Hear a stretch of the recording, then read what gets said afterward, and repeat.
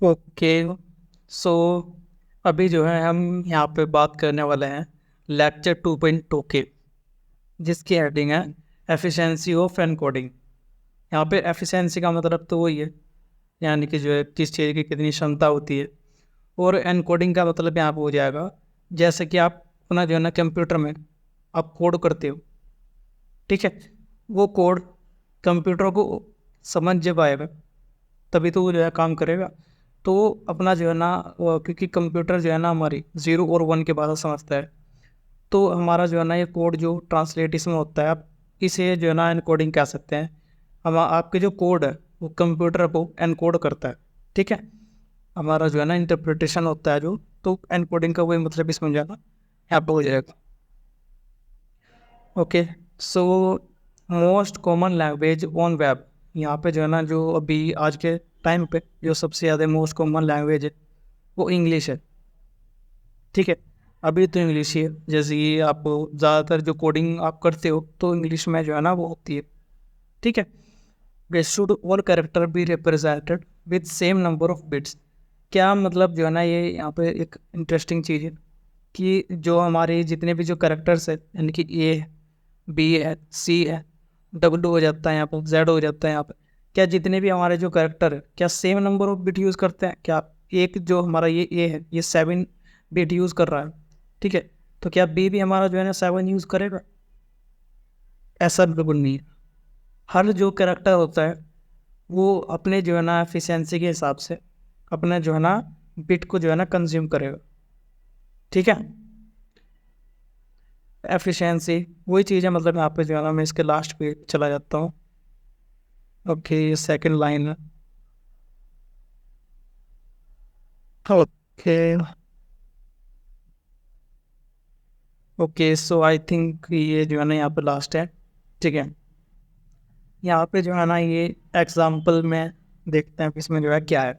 ये जो मैंने यहाँ पे चीज़ जो बताई आपको, वही जो चीज़ें मतलब मैंने आपको बता दी, ये काफ़ी हार्ड करके लिखा हुआ है। चलो चलिए फिर भी अपना जो है ना इसे समझने की कोशिश करते हैं इसमें क्या है। ओके, एग्जाम्पल में टेक्स्ट डॉक्यूमेंट विद 1000 वर्ड। हमारे पास एक डॉक्यूमेंट है 1000 वर्ड का, ठीक है, जिसमें जो है ना 5000 करेक्टर्स है। ओके, यहाँ पे जो है ना अभी इसमें देखते हैं UTF-4। UTF-4 में अगर हम जो है ना इनकोडिंग करें तो यहाँ पे जो है ना हमारी 1,60,000 बिट को कंज्यूम किया जाएगा। क्यों? क्योंकि मैंने आपको जो है पहले बताया था, हमारे जो UTF-4 है वो 32 बिट पे काम करता है। तो एक करेक्टर अगर 32 बिट में उसमें सेव होगा तो हमारा जो है ना इतनी 1,60,000 बिट जो है इस्तेमाल होगी, ठीक है।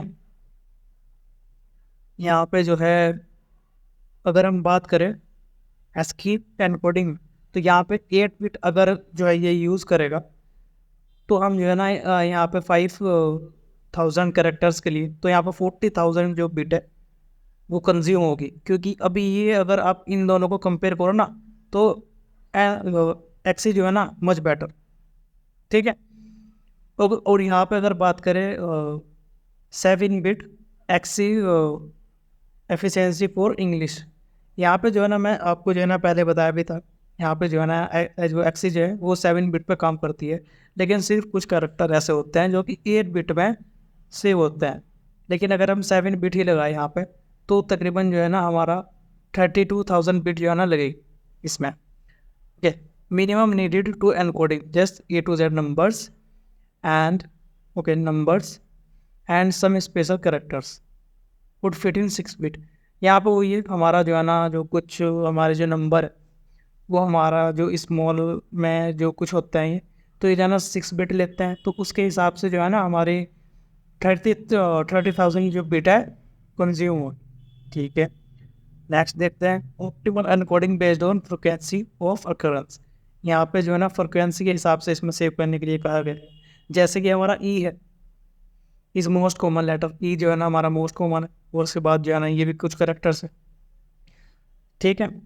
हफमैन और सिमिलर एनकोडिंग, इसमें जो है ना ये सिमिलर एनकोडिंग मतलब ये फ्रिक्वेंसी के हिसाब से अगर हम सेव करते हैं तो हमारा जो है ना यहाँ पे 20,000 बिट में काम हो जाएगा, ठीक है, या फिर शायद इससे भी कम में। तो अगर आप देखा जाए इसमें UCS 4 में, और देखा जाए इसमें सिंगुलर एन्कोडिंग में, जैसे कि हम फ्रिक्वेंसी के हिसाब से करते हैं, तो इस पे जो है ना ये काफ़ी जो है ना इसमें हमारी मेमोरी यहाँ पे सेव हो जाती है। आगे देखते हैं इसमें क्या है। Solvable in general. ओके, तो अभी जो है हम इसकी एक एक करके हेडिंग पढ़ते हैं और जो है ना इसको समझने की कोशिश करते हैं। Impossible to encode by actual character frequency depend on text.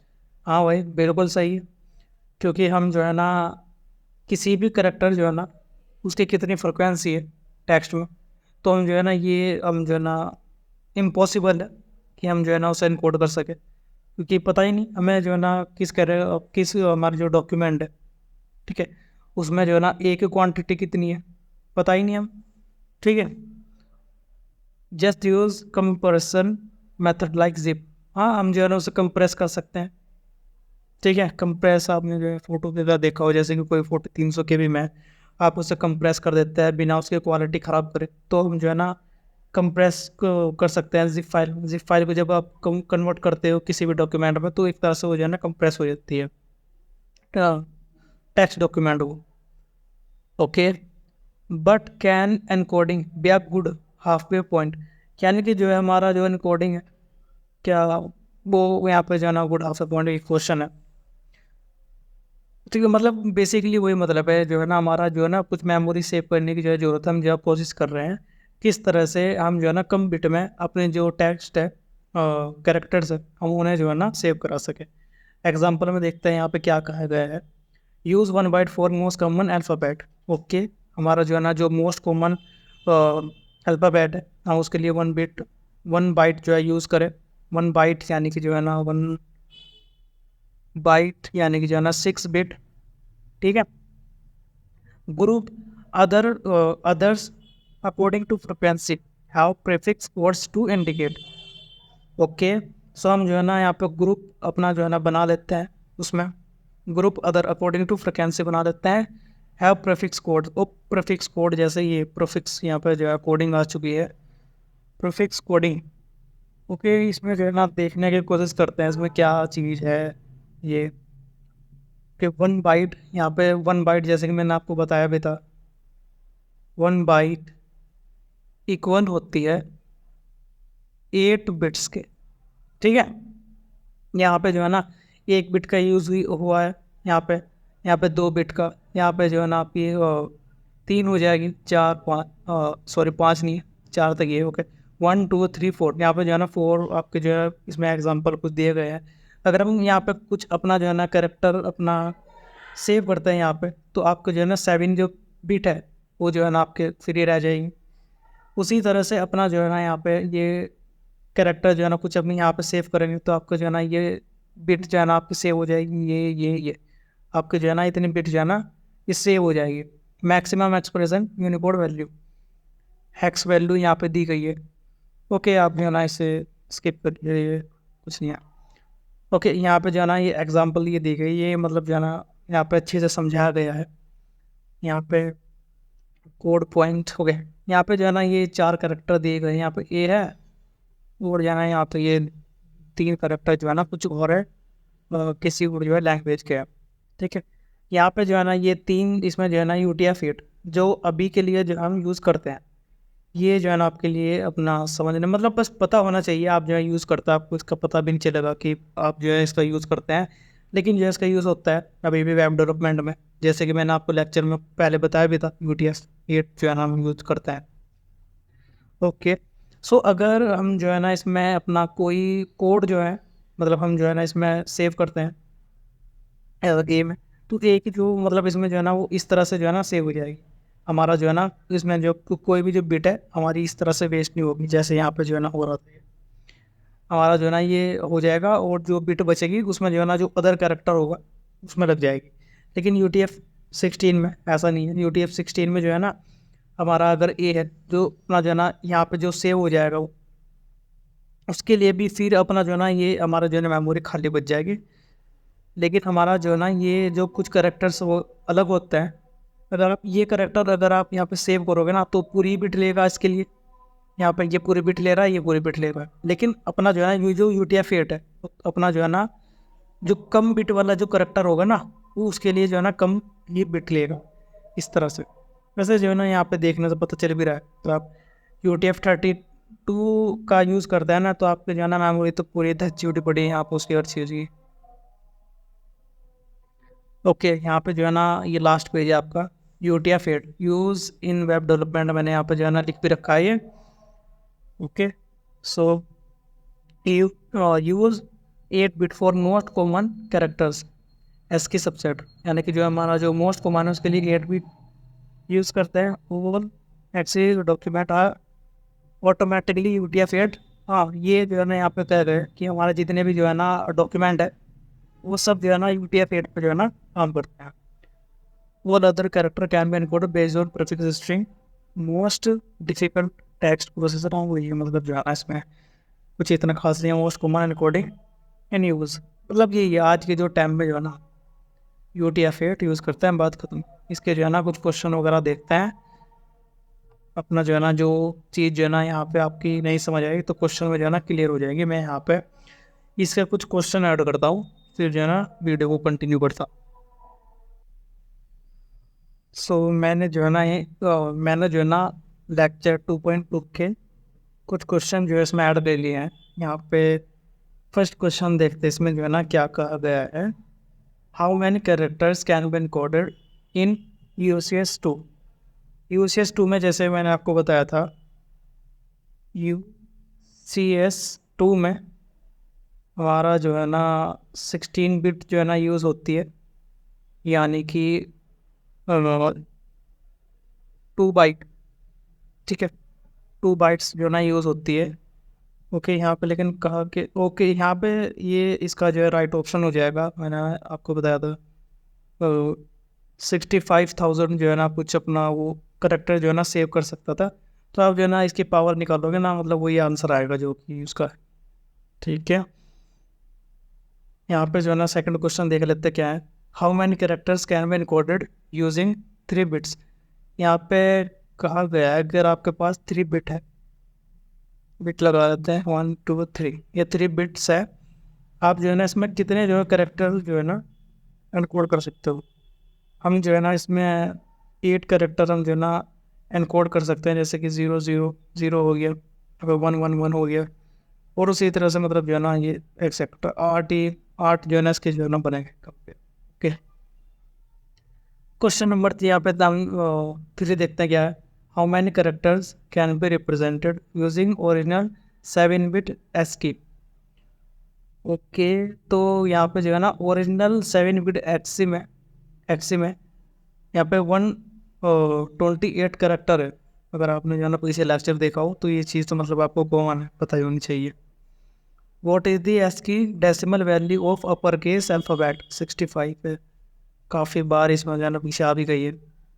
Suppose a document has 1000 characters, कोई एक डॉक्यूमेंट है जिसमें जो है ना 1000 करेक्टर है। ठीक है, how many bit are required to encode the entire document in UCS4। यहाँ पे जैसे कि कहा गया है UCS4, और UCS4 में एक करेक्टर में 32 बिट लगती है, यानी कि 4 बाइट। ठीक है, अभी मैं जो है ना ये बताना है इसमें, तो डायरेक्टली हम जो है ना यहाँ पे जो है ना इसकी 32 से मल्टीप्लाई कर देंगे। एक करेक्टर के लिए जो है ना 32 बिट है, तो इसका मतलब जो है ना 1000 के लिए यहाँ पे जो है ना 32,000 बिट हो जाएगी। बिट ही तो पूछा गया यहाँ पे, हाउ मैनी करेक्टर्स पे हाउ मैनी बिट, बिट, और ये जो है ना राइट आंसर हो भी गया यहाँ। How many bit are required to store a text document consisting of 8000 alpha numeric character.